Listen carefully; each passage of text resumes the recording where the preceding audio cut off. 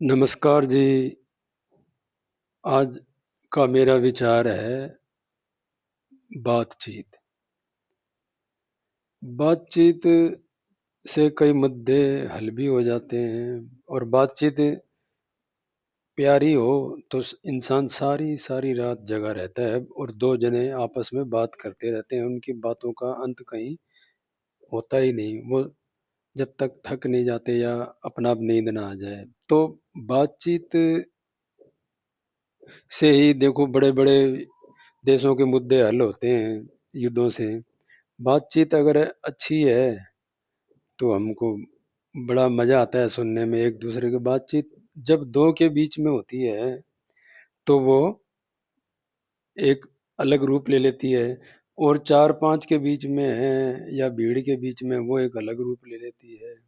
जब आजकल देखा ही होगा कि रिश्ते तय हो जाते हैं फिर आपस में एक दूसरे के फोन ले लेते हैं, फिर वो बातचीत करने लगते हैं, मगर शादी के कुछ साल बाद वो एक दूसरे से कम बात करते हैं, दूर होने लग जाते हैं। तो बातचीत के अंदर ऐसा क्या है कि इंसान, अब जैसे हम कई बार देखते नहीं है कि अब ये फोन पे बोल रहा हूँ तो कईयों को तो 1 मिनट भी नहीं सुनेगा और देख लेगा और हटा देगा और कई सुनते रहते हैं। तो बातचीत के अंदर भी एक प्रकार से अलग रस होता है। तो जैसे इंसान को खाना स्वादिष्ट चाहिए और हर चीज अच्छी चाहता है वो, इसलिए वो भी बातचीत अच्छी ही चाहता है। अब हर एक आदमी को पता चल जाता है कि अगला सामने वाला ये अपने आप को तो बड़ा और सही साबित करने की कोशिश कर रहा है और मेरे को गलत, तब वो वहां से बातचीत का रस खत्म हो जाता है। कई बार हमने देखा नहीं क्या, कई नेता तो घंटों बोलते रहते हैं और हमारा सुनने का जी करता है। कई ऋषि संत मुनि इनका हमने भाषण सुनते हैं तो उनके प्रवचन सुनते हैं तो बड़ा अच्छा लगता है, सुनते रहते हैं का जी करता है, पता ही नहीं चलता समय का। और कईयों में सोचते हैं मन ही मन की कब ये हटे कब ये बंद करे।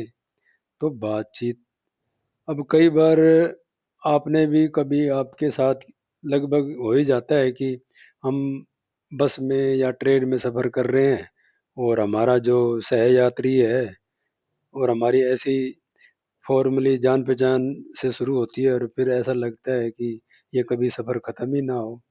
क्यों, आपस में एक दूसरे को जानने और समझने का मौका मिल जाता है, तब इस बातचीत में आनंद लेने लगता है। अगर अगर सामने वाला कुछ बोल रहा है और हम ध्यान से सुनते हैं तो उसको भी मजा आता है और इधर से हम बोले वो भी सुने, वो भी आनंद आता है। तो बातचीत एक ऐसी है कि में अलग अलग कला है। कई बार हम देखते हैं अपने दिनचर्या जीवन के अंदर बातचीत के ही कारण बहुत सारे झगड़े हो जाते हैं। तो बातचीत भी एक कला है, जो इस कला को समझ जाता है वो अपना जीवन में लाभ उठाता रहता है। कई बार हम देखते ही हैं ट्रैफिक के अंदर आपस में, चाहे गलती किसी की हो मगर वो कई तो शांत तरीके से और अपना टाल देते हैं और कई मगर गुस्सों के अंदर और बिगाड़ लेते हैं और धैर्य खो देते हैं और वो बातचीत ही बाद में बड़े बड़े जो भी आती हैं या कचहरी का कारण। तो बातचीत इंसान को समझ से और धैर्य से आनी चाहिए।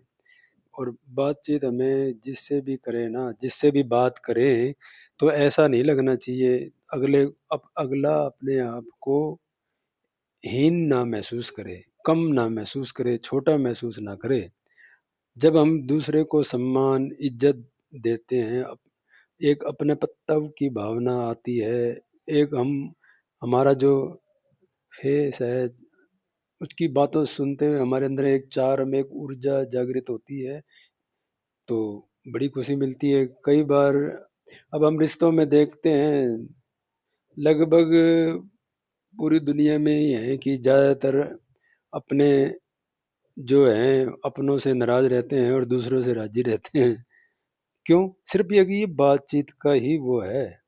अगर बातचीत सही तरीके से करने आ जाए ना इंसान को आपस में, तो जो अपने भाव प्रकट कर ले सही तरीके से, अगला सही तरीके से समझ जाए, तो सारी समस्याएँ हल हो जाती हैं। जो बचपन में भाई एक-दूसरे के कितने प्यारे होते हैं, भाई-बहन, फिर वो एक उम्र बढ़ने के बाद वो बहुत कम आपस में बातचीत करते हैं, कभी मिलते हैं। तो इसलिए इंसान को बातचीत करते रहना चाहिए, बातचीत से ही सारे मुद्दों का हल होता है। और बातचीत ऐसी हो जिसमें अगले को सम्मान मिले, तुम्हें भी खुशी महसूस हो। कई बार तो अब जैसे पति-पत्नी हैं, वो शादी के कुछ दिनों बाद तक तो ठीक रहते हैं, खूब खुश होते हैं बात करके, उनको अपनी दुनिया स्वर्ग लगने लगती है, मगर जब एक समय निकल जाता है, तो उसमें वो नीरसता और वो लाते हैं। क्यों लाते हैं? वो दोनों तरफ से होता है। तो एक जैसे एक हाथ से ताली नहीं बजती ना, इसी तरीके से हमें अपने आप को रोचक बनाना चाहिए। जैसे हमारी साँस है, कितने सालों से चल रही है, वो चल रही है, मगर हम उससे तो नहीं बोर होते। क्यों? थोड़ी देर में ही अगर हम अपनी नाक 1 मिनट भी अपना साँस रोक के देखें, दम घुटने लग जाता है ना?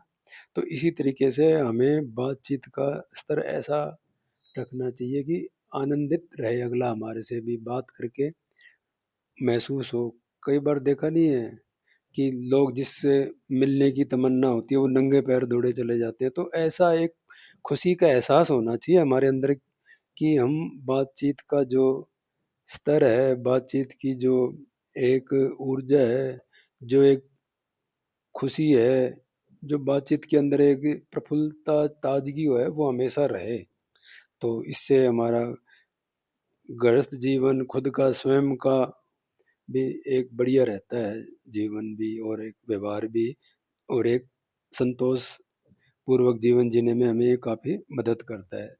ठीक है जी, धन्यवाद। राम, राम सभी को। जय हिंद।